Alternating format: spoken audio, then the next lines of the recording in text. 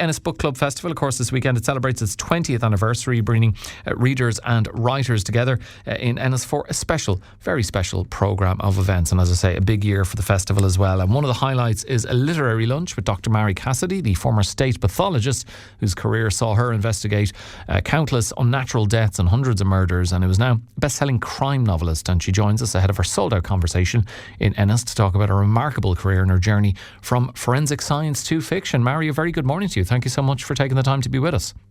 Good morning, Alan. Thank you for inviting me. It's been, I suppose, a remarkable change in your career, and we'll get to the reasons behind that change. But if I can take you back to when you became a forensic pathologist in 1985 and later our state pathologist, what drew you to such a demanding, and I think it would be fair to say you'd admit yourself, an unusual career choice? Well, I think that's one of the beauties of medicine. There's a niche for everyone.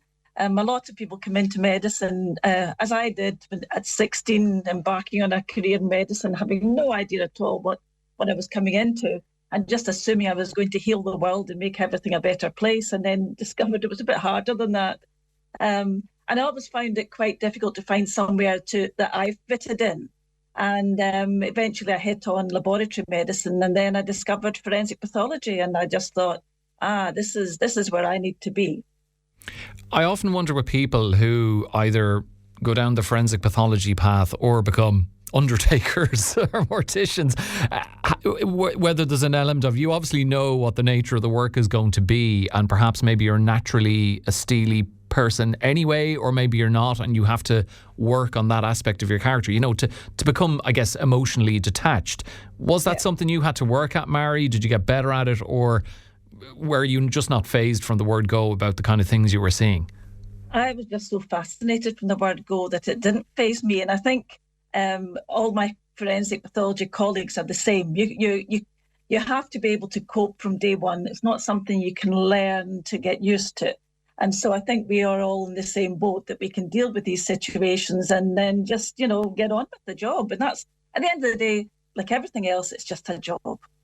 Has it ever made you think differently about humans, the human body? Is it what that kind of job, was it a daily reminder of just how fragile we are? Well, I see even my kids laugh at me because they'll be making plans and they'll go, "Why can't you make up your mind?" I said, "I could be dead." I said, the only thing I can be certain about is today and now. I can't predict if I'm going to be about tomorrow. I said, so don't worry about it too much. Whatever's going to be will be.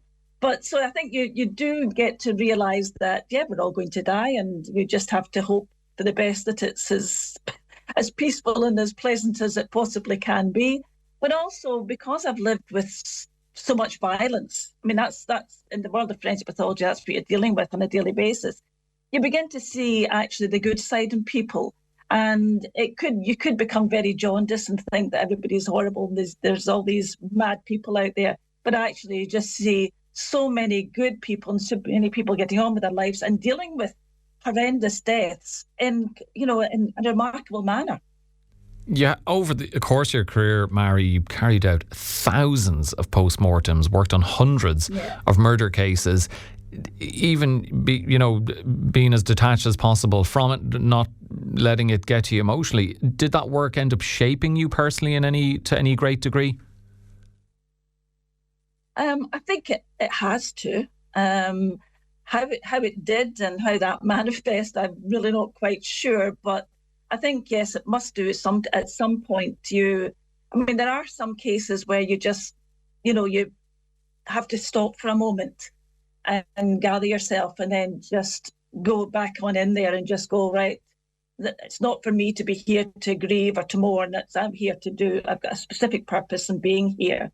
And I think, so sometimes it does touch you, and I suppose it does alter how your relationships with people, because again, I always think everything's so fragile. Anything can go in a moment. Yeah, it really can. And you ended up coming here, obviously, in 98. What brought about that particular move? Well, that was the then State Pathologist, John Harbison. That I'd known him for many years, because forensic pathology is a small community, so we all know one another, particularly in the UK and Ireland. And I had always said, you've got a marvellous life. You wander around Ireland and it's lovely. And he was always telling us the stories of what he would get up to. And I thought, I'm actually doing maybe 300 to 500 PMs a year, never seen the light of day. That might be quite good. And then so he contacted me one day out the blue and they said I could have a deputy. What do you think? And I thought, well, why not? Let's give it a go, see how it goes. And it worked out marvellously. It did, and I guess you obviously had family connections, like a lot of Scottish people have Irish connections, and in particular Donegal seems to be the predominant county in that regard, and you're no different. Yes. I mean, my grandparents on my mother's side, they were both from Donegal. Both Macaulays, but they're adamant that there was different spellings. They weren't that closely related, but I have my doubts. Have to look back in the family tree and find out. You must have seen some big changes in forensic pathology over the years, and in terms of huge advances in the science. I mean, how dramatically did technology change the way crimes are investigated? And maybe some of the crimes you saw that maybe went unsolved in the mid to late 80s, 10, 20 years later would have been solved in no time at all. Yeah, I mean, and the thing is, it's forensic pathology itself has not really changed very much. I mean, we know a bit more about certain disease process. We know more about, problems with the heart and with the brain, which we couldn't detect beforehand. And we know about these genetic conditions. And so that helps in a way of trying to determine how somebody died. But when it comes to death investigation, and particularly murder investigation, it's the forensic science that now solves the cases. Once we had DNA came on stream, that just changed. That was a game changer completely, because all of a sudden we had a tool that could actually identify a definite person. Before that, with other methods, we could say, well, it probably could be that person, but then we're not quite sure. Suddenly now we were certain, and that's what's changed things. And so it's changed the way the guards and the pathologists and everyone approaches a crime scene now, because we're always very aware of the trace evidence, and we don't want to compromise that in any way. So my job itself hasn't changed very much. A knife, a pair of scissors, a saw, and that's me, and it's not really changed that much. We've got electricity, we've got automation now, but that's about it. But it's the forensic science side of it that has, really helped in murder investigation. I do wonder if your job changed to any great degree once you came to Ireland, Marion, in particular when you assumed the mantle of State Pathologist, because you, being a forensic pathologist, you're more working in the background, then suddenly you're more to the forefront. You were synonymous with some of our most tragic and high-profile cases. How did you manage that public scrutiny that came with the role? I guess were you forewarned by John, and maybe you expected it yourself once you took on the role? How did you find that? I mean, that was very different, because coming from the Scottish and the Glasgow background, where nobody knew who we were, nobody really cared who we were, and that's as I always thought as it should be. And then suddenly you become a major figure. And it took me a long while to understand why. And I know we always talk about, the Irish being, fixated on death and having to, and the nosiness, and everybody wants to know something. But I think that what it was is that because there was only either one or two state pathologists at that time, we were a constant figure. So when something awful happened, when there was a violent case, it was the same. We were the same figure that appeared at every time. The Gardaí would change. The forensic scientists would even change. The technical bureau personnel changed, but we were always a constant. So we became like the poster boy and the poster girl for murder, really, because as soon as we appeared, everybody would go, "Oh, this is serious now." And so it was a kind of a notoriety that I found rather odd. But then you just get to, again, you just think, well, you just have to accept it. There's no point in stamping your little foot and going, "Go away and don't take my picture, and I don't want to have anything to do with it." And I always think, everybody's got a job to do. They're just doing their job. I'm just doing my job. as long as it doesn't interfere in what I'm trying to do and what I'm trying to achieve for a family here, then I don't have a problem with it. It sounds like for the most part you navigated that particular aspect pretty well, although I do wonder at times, did it ever impinge upon your private life? You know, you're in the fruit and veg section of Tesco and someone comes over and says, oh, I saw you on telly, you're that murder. Okay, have you had any inside tracks on it? Oh, that would happen every weekend. It would happen. So I had to be very careful where I went shopping for my wine in particular, because we'd be looking down at that trolley and going, good Lord, she must have had a heavy week. So, yeah. So, yes, from that point of view, it was quite intrusive. But as I say, most people mean well. Everybody, just wants a chat, and everyone wants to see if they can get any inside knowledge. Of course, I can't tell them anything, but I'm quite happy to stop for a chat. That's it. Okay, that bit about the Irish being obsessed with death and being nosy is true. So, yeah. You're telling us what we already knew. The writing, Mary, was that something you were kind of dabbling in during your forensic pathology career, maybe as a kind of a welcome break away from the daily job? Never even crossed my mind. I mean, I left all that behind when I left school. I thought when I had done, because it was Scotland, I was doing my hires, as they call it, the leaving cert in Scotland. Once I had done that, I thought, oh, thank God I don't have to go and write essays ever again. That was a nightmare. And so that wasn't something that I had, sort of thought about as a backup plan by any manner of means. It was just, like a lot of my life is just somebody said to me, have you thought about, or would you like to try? And I just go, well, why not? What's the worst that can happen? You end up in the bargain basement bin in some backstreet bookshop, and who cares?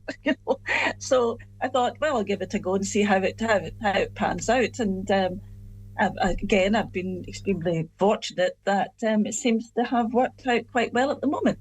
Indeed, it has. I wonder though. I mean, it's one thing having a great idea for a book, and then shaping that narrative, a beginning, a middle and an end, and then having to stretch it out over 200 or 300 pages and rewrites and back and forth to the publisher, having an editor and so on.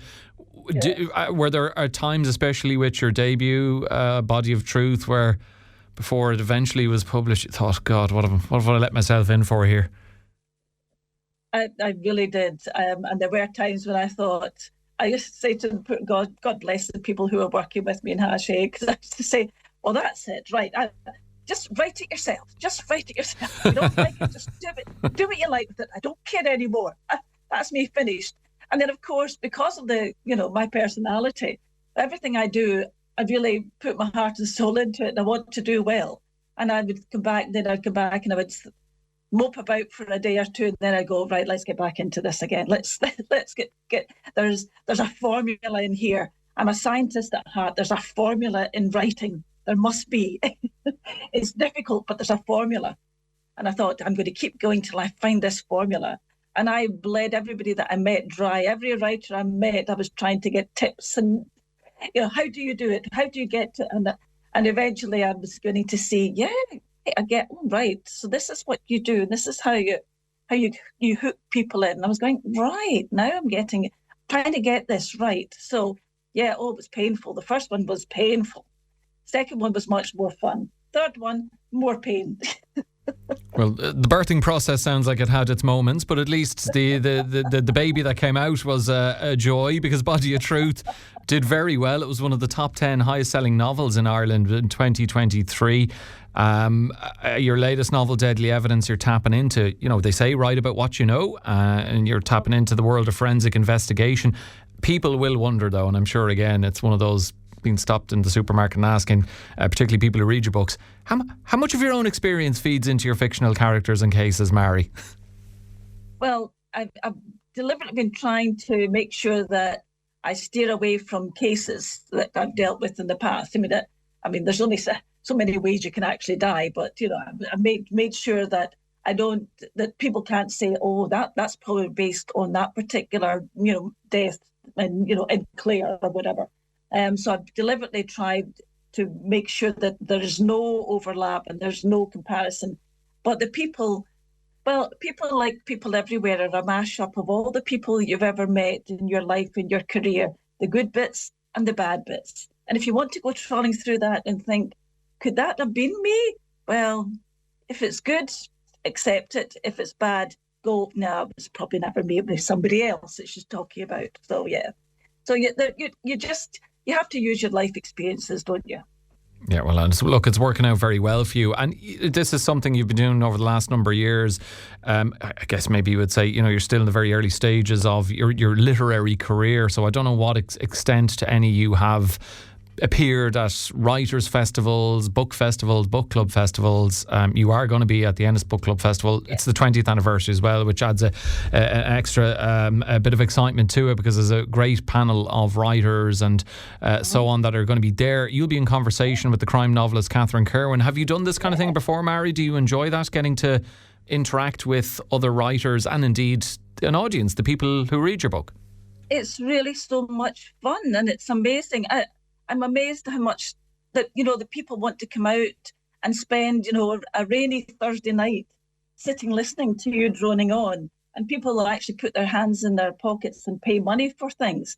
And I'm just finding it so much fun. And I love meeting everybody. And this weekend, I'm in conversation with Catherine Kerwin, and she's become a great friend, because we've done things like this all around the country. So we have a kind of we have got a thing going between the two of us. So I'm really looking forward to it. And I love chatting to the people afterwards. It drives everybody else crazy to keep on saying, look at the time. We're trying to lock up here. But I think if people have made the effort to come out and see it, why not listen to their stories as well? And some of them got fascinating stories to tell you. So it's a win-win situation. I'm loving it. Well, for anyone who wants to head along to see it, they can't, because it's sold out, which I guess is a ringing endorsement of you and your books, isn't it? Oh, it's very nice of them. Just before I let you go, Mary, I do wonder about that when you're speaking with, readers. Do you enjoy that if they're asking you questions about particular characters or particular strands in your novels? Or, I think in music, and some musicians don't like when they're being asked about the inspiration behind songs, because they want the listener to apply it to their own life and, not to reveal too much about their own background. Do you enjoy that, though, the back and forth with readers? I do, and as I say, this is all new to me, because remember, in my past life, there wasn't much chat going on between myself and whoever I was working with at any particular time. So this is very pleasant. I mean, I always lived in a very silent world in a way, because as I say, the chat was very limited.